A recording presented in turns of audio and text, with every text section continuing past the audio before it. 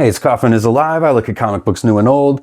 Back again today looking at Excalibur issue number 4 as I continue my review The Age of Apocalypse series.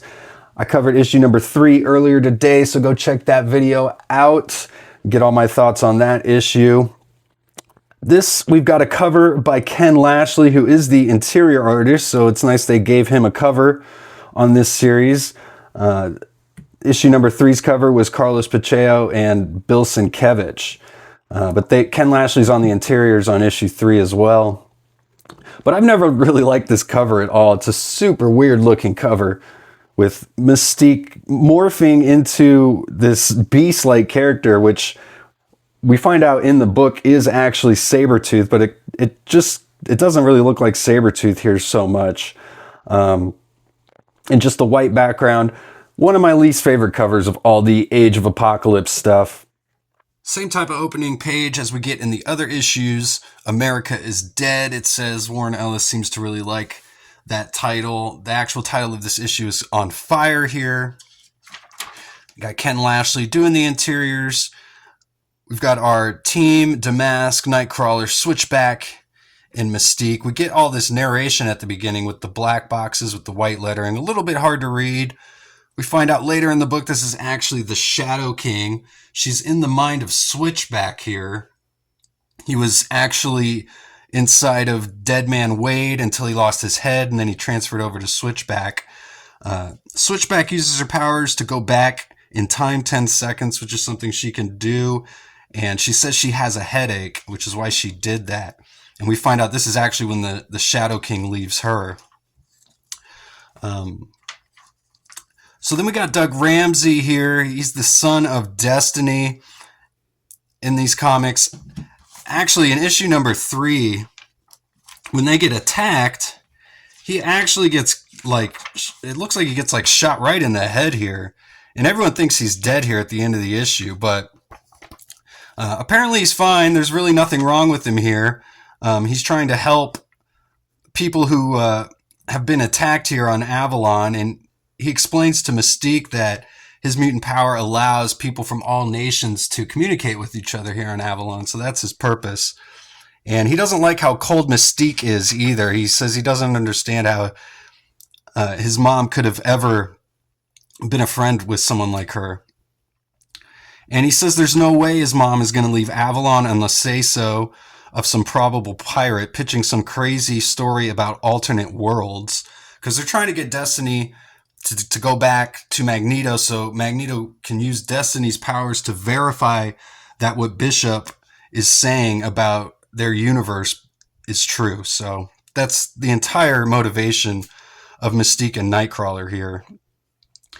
Switchback says Magneto's got a guy who might come from a different reality where Apocalypse never caught hold of things.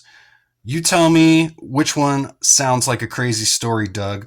All that we in X-CALIBUR are saying, young Douglas boy, is give us a chance to confirm said crazy story.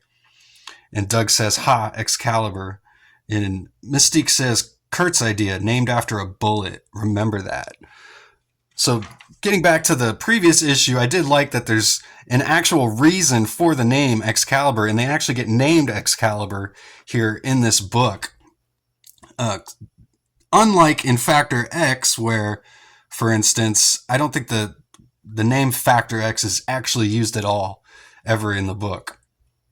So finally, the Shadow King makes his presence known here as he starts taking over the minds and bodies of all these people on Avalon here. A lot of double splash pages in these Excalibur books where you got to turn the book sideways. Ken Lashley really likes to do that.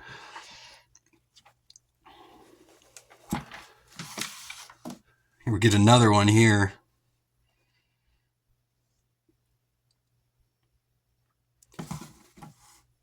Shadow King says he's here to destroy Avalon. This stuff looks a lot like Andy Kubert. These faces.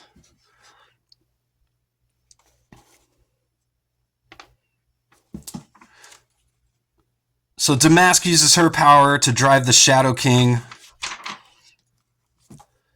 out of this guy here. And Doug is saying, you guys are animals. You brought all this with you. You tore down Avalon.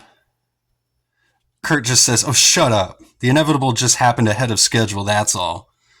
Because Destiny had gotten a vision that Avalon would be destroyed. And then Kurt just goes off on Doug here, saying, you ran away from real life, little boy. It was only a matter of time before real life ran after you. This dream of yours, this coexistence thing, did you ever stop to wonder what all could have achieved with it if you hadn't hidden it in the sand along with your heads? So Kurt basically blaming them for hiding in Avalon this whole time with their coexistence dream. He says, welcome to the real world. Start coping with it the way us poor slobs stuck in the real world have to. And then Shadow King takes over Mystique. So we get a reference to the cover here as she turns into Sabretooth. As you can see, you can't tell it's Sabretooth here on the cover really at all. But this is a much cooler drawing.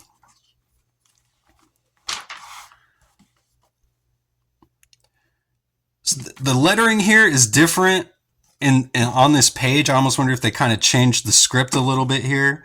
Because this is where Kurt is explaining what they need to do here to defeat Shadow King. So he says, when I teleport, I spend a fraction of a second in an adjacent dimension. I'm praying that he uses the same space to make his transitions between hosts. If I teleport all three of us and Switchback can extend our transition time, he says, let's do it. So using all three of their powers combined, Captain Planet, they discover the Shadow King, force him out of this other guy here, and using all their powers with Damask, they're able to defeat the Shadow King. But like any good horror villain, he comes back again for the third time when they think he's dead. And he tries to kill Destiny one last time. But Doug jumps in the way. I like the rainbow coloring and the speed lines there when Doug's jumping in the way. And he takes the deadly blast here for Destiny. And it says, and he sees what the dream can achieve, life out of death. So a nice little bit of storytelling there at the end with Doug, even though his whole introduction and then death seems pretty rushed. They just introduced him at the end of issue number 3, and then he dies here in issue 4. And so then Destiny decides she is going to join with Mystique to go to Magneto and bring down Apocalypse. So overall, I felt like this whole series was pretty inconsequential to everything that was going on in the rest of the Age of Apocalypse. The storyline with Damask was kind of all over the place. The stuff with Doug Ramsey seemed a little bit rushed. I like the stuff with Deadman Wade. That was probably my favorite part of this entire book. We got really edgy Kurt here, but it's okay. Not my favorite book of the Age of Apocalypse, but at least it tells a nice complete story. We get this whole team forming, and there's a reason for the team forming, so I do like all that. But let me know what your thoughts are on X-CALIBUR. And stay tuned for the rest of my Age of Apocalypse videos, and go read comics.